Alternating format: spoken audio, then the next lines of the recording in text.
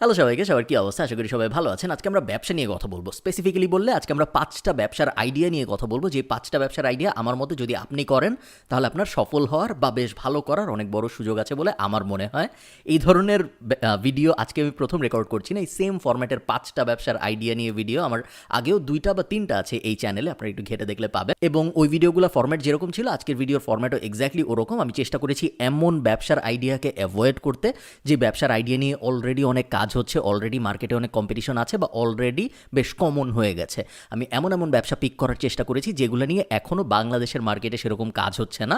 Market কখনো কখনো একটু ছোট হতে পারে, বাট যেহেতু অন্য কেউ এই টাইপ কাজকর্ম করছে না, এই কারণে মার্কেট যদিও একটু ছোট, মানে মানুষ কিনবে এরকম, যেটাকে বলে ট্যাম, টোটাল অ্যাড্রেসেবল মার্কেট, ওইটার সাইজ যদিও একটু ছোট হতে পারে, তারপরে আপনি যেহেতু ফার্স্ট মুভার হবেন সো আপনার অ্যাডভান্টেজ পাওয়ার সম্ভাবনা অনেক বেশি। ফার্স্টের আইডিয়াটা হলো, একটা দেশ আস্তে আস্তে যখন নিম্ন মধ্যবিত্ত থেকে মধ্যবিত্ত হয় এবং তারপর উচ্চ মধ্যবিত্ত হওয়ার দিকে আগাতে থাকে, যেটা বাংলাদেশের ইকোনমির সাথে হচ্ছে, তখন একটা কমন ব্যাপার দেখা যায় ওই দেশের মানুষের মধ্যে। সেটা হলো ওই দেশের মানুষের মধ্যে অ্যানিম্যাল অ্যাডপশনের রেট বাড়তে থাকে। আপনি যদি বাংলাদেশের আরবান এরিয়ার ২০ বছর আগের অ্যানিম্যাল পালার রেট ভার্সেস আজকের অ্যানিম্যাল পালার রেট দেখেন, ২০ বছর আগে কত মানুষ কুকুর বা বিড়াল পালতো ভার্সেস আজকে কত মানুষ কুকুর বা বিড়াল পালে, আপনি দেখবেন এখন অনেক বেশি মানুষ পালে এবং এই রেট যতই দিন যাবে ততই বাড়তে থাকবে। মানুষ কুকুর বা বিড়াল পালতেই থাকবে আরও বেশি করে। আমি আপনাকে কুকুর বা বিড়াল বেচতে বলতেছি না, ওই জিনিস আমি পছন্দ করি না, ওই জিনিস আমার মনে হয় না আপনার করা উচিত। বাট কুকুর বা বিড়াল রিলেটেড অনেক সাব ইন্ডাস্ট্রি শুরু হয়ে যাবে, অলরেডি অনেক কিছু শুরু হয়ে গেছে, যে ইন্ডাস্ট্রিগুলোর মধ্যে আপনি চাইলে এখনই নিজের একটা শক্ত স্থান করে নিতে পারেন বলে আমার মনে হয়। অনেকগুলো ইন্ডাস্ট্রি হতে পারে, যার মধ্যে কমন যদি আমি ধরি, পেট ফটোগ্রাফি খুব সহজ একটা ইন্ডাস্ট্রি, যেটা আপনি আজকেই শুরু করতে পারেন।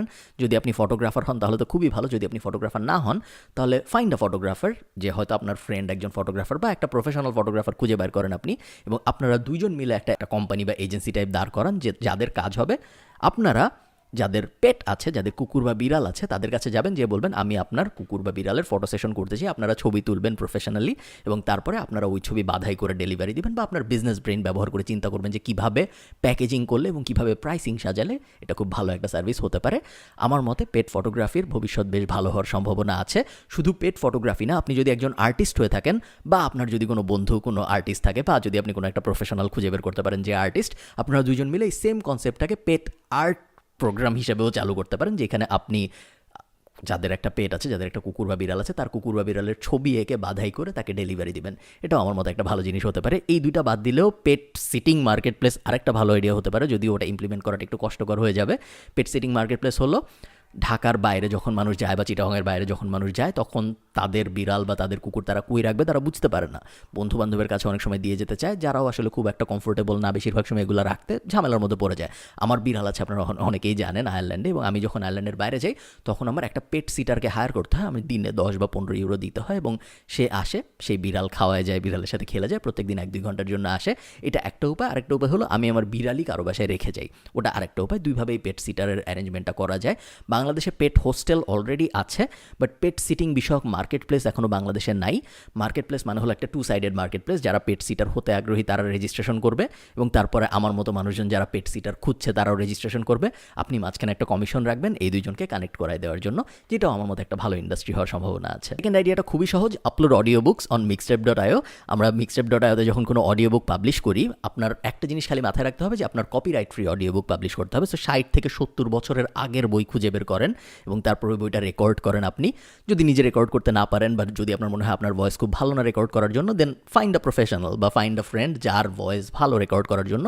দুজন মিলে একটা টিম হন, রেকর্ড করেন অডিও একটা বই নিয়ে, সেই বইটার অডিও বুকটা, এবং তারপর ওটা mixtape.ioতে পাবলিশ করেন। একটা প্রাইস ঠিক করে দেন, যাই বিক্রি হয় তার ৮০% সাধারণত ওনারদের সাথে শেয়ার করা হয়। সো আপনি যদি পাবলিশ করেন, যখনই কোনো একটা বিক্রি হবে, এবং রেগুলারলি প্রত্যেক দিন mixtape.ioতে অডিও বুক বিক্রি হয়, যখনই বিক্রি হয় তখন আমরা ৮০% ওই বিক্রির, সো বইয়ের দাম যদি ১০০ টাকা হয় এবং যখন একটা বিক্রি হয় ৮০ টাকা আমরা যে বইটা আপলোড করেছে তাকে দিয়ে দিই। থার্ড বিজনেস হলো ভিডিও এডিটিং এবং থাম্বনেল ক্রিয়েশন। ইনফ্যাক্ট ভিডিও এডিটিংয়ের থেকে থাম্বনেল ক্রিয়েশনের সুযোগ আমার মনে হয় আরও বেশি আছে বাংলাদেশের মার্কেটে বা ইভেন ইন্টারন্যাশনাল মার্কেটেও।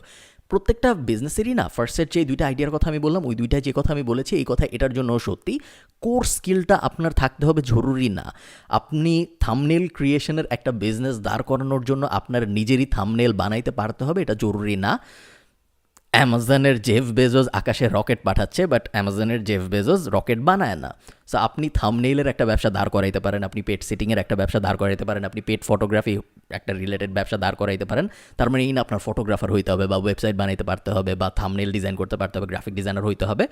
ফাইন্ড প্রফেশনালস বা ফাইন্ড আ ফ্রেন্ড যারা পারে এবং তাদের সাথে টিম আপ করে ব্যবসা দাঁড় করান। ব্যবসা একা একা করার জিনিস না, একা একা করে আপনি বেশি দূর যেতে পারবেনও না আনলেস আপনি যেই বিষয়ে ব্যবসা করতেছেন ওই বিষয়ে অ্যাকচুয়ালি স্কিল্ড, যেটা অনেকেই হয় না। থাম্বনেইলের আইডিয়াটা হবে এরকম, ফাইন্ড 10টা থেকে 15টা ইউটিউবার, বাংলাদেশি প্লাস ইন্টারন্যাশনাল, চাইলে আপনি আরও বেশিও খুঁজতে পারেন, 30টা বা 40টা এরকম ইউটিউবার খুঁজে বের করেন যাদের থাম্বনেইল খুব বাজে, যাদের থাম্বনেইল আপনি দেখছেন হয় থাম্বনেইল নাই ইউটিউব ভিডিওতে বা আছে বাট খুব একটা ভালো কোয়ালিটির থাম্বনেইল না। এরপর আপনি তাদের থাম্বনেইলগুলো বানান, আবার তাদের ভিডিওগুলো দেখেন এবং তাদের ভিডিওগুলো দেখে ওই অনুযায়ী থাম্বনেইল ডিজাইন করেন। ডিজাইন করে তাদেরকে থাম্বনেইলগুলো পাঠান এবং একটা ওয়াটারমার্ক বসায় দিতে পারেন যাতে তারা হঠাৎ করে থাম্বনেইলটা নিয়ে তাদের ভিডিওতে ইউজ না করে ফেলে, বা চাইলে ফ্রিও দিয়ে দিতে পারেন। আমি হইলে ফ্রি দিয়ে দিতাম। 5টা বা 10টা থাম্বনেইল তাদেরকে ফ্রি দেন, ফ্রি দিয়ে তাদের বলেন যে আমি তোমার জন্য এই থাম্বনেইলগুলো বানিয়েছি, আমার মতে তুমি যদি এই থাম্বনেইলগুলো ব্যবহার করো সেই ক্ষেত্রে তোমার ক্লিক থ্রু রেট বাড়বে, তুমি এগুলো ইউজ করো, দেখো তোমার ইউজ করে লাভ হয় নাকি, যদি লাভ হয় তাহলে আমাকে জানাও, আমি তারপর তোমাকে বলবো আমাকে দিয়ে থাম্বনেইল বানালে তোমার খরচ কীরকম হবে। শুধু থাম্বনেইল বানানোর এজেন্সিরই আমার মনে হয় একটা ভালো করার সম্ভাবনা আছে। যেরকম 2 বছর আগে আমাদের অনেক স্টুডেন্টরা পিন্টারেস্ট মার্কেটিং এজেন্সি বানায় অনেক ভালো করেছিল, ওই সেম ব্যাপারটা আমার মনে হয় এখন থাম্বনেইল বা ভিডিও এডিটিং ইন্ডাস্ট্রি বানায় শুধুমাত্র ইউটিউবারদের উপর ফোকাস করেই ভালো করা সম্ভব। ফোর্থ আইডিয়াটা না একটু কমপ্লিকেটেড, আমি চেষ্টা করবো সহজ করে বোঝানোর জন্য। এই আইডিয়াটা আমি ইমপ্লিমেন্ট করতে চেয়েছিলাম 4-5 বছর আগে, বাট তারপর দেশ ছেড়ে চলে আসার কারণে আর করা হয়নি। আমি ভেবেছিলাম আমি চায়না থেকে ববল হেডের বডি ইম্পোর্ট করবো। আমি আসলে শার্ক ট্যাঙ্ক দেখে এই বিজনেসের আইডিয়াটা পেয়েছিলাম। ববল হেড হলো, আপনারা যারা চেনেন না, মাথার ছোট একটা মাথার মতো জিনিস, যে জিনিসটা নড়ে। আমি চেষ্টা করবো স্ক্রিনে দেখানোর জন্য আপনারা বুঝতে পারেন ববল হেড জিনিসটা কি। আমার প্ল্যান ছিল আমি একটা 3D প্রিন্টার ইম্পোর্ট করব, বা 3D প্রিন্টার যদি বাংলাদেশের কারো কাছে থাকে তার কাছ থেকে 3D প্রিন্টার কিনবো। তারপরে একটা 3D ফাইল বানাতে পারে এরকম একজনকে হায়ার করব, যে অটোক্যাডে ভালো ফর এক্সাম্পল, এরকম একজনকে হায়ার করে তাকে দিয়ে 3D প্রিন্টেড হেড বানাবো, মাথা, তারপর ওই মাথা 3D প্রিন্টারে প্রিন্ট করব এবং তারপরে এই বডিগুলোর উপরে বসায় ডেলিভারি দিব। সো আইডিয়াটা যদি আমি খুব সহজ করে বলি, একজন আসবে, সে আমাকে তার ছবি দিবে বা তার পছন্দের কোনো এক মানুষের ছবি দিবে, দিয়ে বলবে এই মানুষটার জন্য একটা ববল হেড বানায় দাও। আমি তারপর যেটা করবো, ওই ছবিটা নিব, ওই ছবিটার একটা 3D ফরম্যাট বানাবো, তারপর ওই জিনিসটা প্রিন্ট দিব 3D প্রিন্টারে, প্রিন্ট হওয়ার পর মাথাটা প্রিন্ট হয়ে বের হবে, তারপর ওই মাথাটা আমার এক্সিস্টিং কোনো একটা বডিতে বসাবো এবং তারপরে ডেলিভারি দিব। আমার মতে এটা খুব ভালো করার সম্ভাবনা ছিল এবং আমার এখনও মনে হয় এটা খুব ভালো করতে পারে।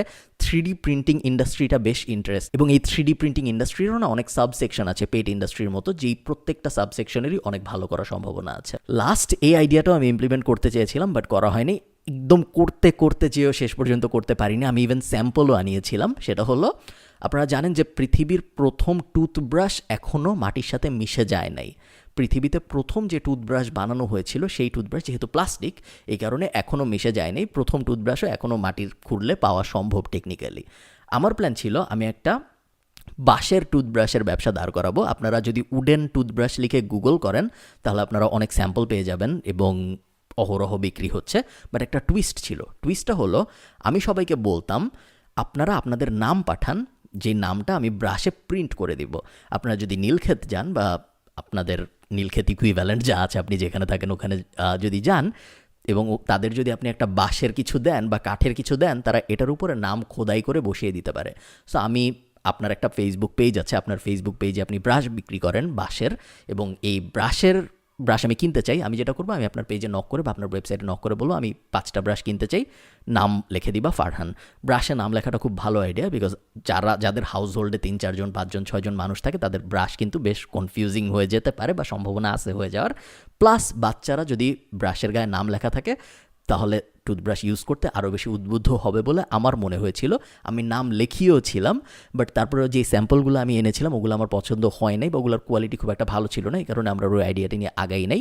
বাট আমার মতে আপনি যদি এই নাম লেখা বাঁশের বা উডেন টুথব্রাশ বিক্রি করেন, সেই ক্ষেত্রে আপনি এটা একটা এনভায়রনমেন্টালি ফ্রেন্ডলি ব্যবসা হবে। সো ওই দিক থেকেও ভালো, আপনি পরিবেশের উপকার করছেন, প্লাস্টিকের বদলে আপনি উডেন টুথব্রাশ বা বাঁশের টুথব্রাশ প্রমোট করছেন, ওটা একদিক দিয়ে ভালো। এছাড়াও যেহেতু পার্সোনালাইজড হবে, আপনি যেহেতু প্রত্যেকটা ব্রাশের গায়ে নাম লিখছেন, এই কারণে আপনি একটা সাধারণ টুথব্রাশের দাম যেরকম হয় তার থেকে একটু বেশি দাম চার্জ করলেও কেউ খুব একটা মাইন্ড করবে বলে আমার মনে হয় না। পুরো ব্যাপারটা ম্যানেজ করাটা খুব সহজ। আপনি কোনো একটা দোকানে যাবেন যারা কাঠের জিনিসপত্র বানায় বা বাঁশের জিনিসপত্র বানায়, তাদেরকে স্যাম্পল দিয়ে বলবেন আমি এরকম টুথব্রাশ বানাতে চাই, তারা বানায় দিবে, আপনি নিয়ে আসবেন। তারপর যখন কেউ অর্ডার দিবে, তাদের নাম পাঠাবে, তখন এটা চলে যাবে নীলক্ষেত টাইপ কোনো একটা জায়গায়, যেখানে আপনি নামটা প্রিন্ট করে বসাবেন এবং তারপরে তার বাসায় ডেলিভারি দিয়ে দিবেন। আপনারা যদি থট রিভিউ 2 বা 1 সম্ভবত আমি বলেছিলাম যে একটা আইডিয়া ভালো নাকি খারাপ এটা বোঝার একমাত্র উপায় হলো আইডিয়াটা ইমপ্লিমেন্ট করে দেখা। অনেক আইডিয়াই শুনলে মনে হয় ছাগলের মতো আইডিয়া, কিন্তু তারপর শুরু করার পর দেখা যায় যে না, এই আইডিয়ার উপরে একটা মিলিয়ন বা বিলিয়ন ডলারের ব্যবসা দাঁড়ায় গেছে।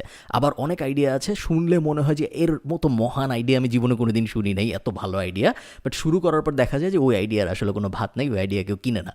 তো কোনো আইডিয়া ভালো নাকি খারাপ এটা আগে থেকে প্রেডিক্ট করাটা খুব কষ্টকর, যেই কারণে যে কোনো আইডিয়া যদি আপনার 30% 40%ও ভালো লাগে, ওই আইডিয়া নিয়ে একটু কাজ করে দেখা উচিত। আসলেই ওই আইডিয়ার উপর যখন আপনি কাজ করছেন, আপনি বিক্রির চেষ্টা করছেন, তখন মানুষ কিনে নাকি। তার আগে যত বড় বিজনেস এক্সপার্টই আপনাকে এসে বলুক এই আইডিয়া নিয়ে কাজ করলে ভালো হবে বা এই আইডিয়া নিয়ে কাজ করলে ভালো হবে না, দুইটার কোনোটাই আপনার বিশ্বাস করাটা খুব একটা উচিত হবে না। ভালো থাকেন সবাই, সবার সাথে আমার দেখা হবে পরের কোনো একটা ভিডিওতে। এই ভিডিও ভালো লাগলে নিচে অবশ্যই একটা লাইক দিয়ে যাবেন। টাটা।